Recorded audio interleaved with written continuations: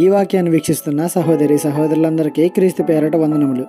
ఈరోజు వాక్యం ద్వారా దేవుడు మనతో చెప్తున్న మాట, ఇది యెహోవా ఏర్పాటు చేసిన దినము, దీని యందు మనము ఉత్సహించి సంతోషించెదము. కీర్తనల గ్రంథము 118:24. ఏదైనా కొత్త పని మొదలుపెట్టినప్పుడు అది ఇల్లు కట్టడమైనా అవ్వచ్చు, పెళ్లి సంబంధాలు, పెళ్లి పనులు, పెళ్ళి ఇలా చాలా ప్రాముఖ్యంగా చేసుకునే కొన్ని సందర్భాలు ఉంటాయి. అటువంటి సందర్భాలలో చాలామంది వాక్యాన్ని చూసి లేదా ఎవరితోనైనా చదివించుకొని సంతోషిస్తూ ఉంటారు. మంచిదే, ఇది తప్పు అని నేను చెప్పను. కానీ మనం గుర్తుపెట్టుకోవాల్సిన విషయం ఏంటంటే, మీరు కేటాయించుకున్న రోజు మాత్రమే దేవుడు ఏర్పాటు చేసింది కాదు. ప్రతిరోజు ఆయన ఏర్పాటులో భాగమే. మనకు అనుగుణంగా కలిసి వచ్చేలా వాక్యాలు తీసుకోవడం మానేయాలి. ఆ ఒక్కరోజే కాదు, దేవుడు మనకు అనుగ్రహించిన ప్రతిరోజు యందు మనం ఆనందించాలి.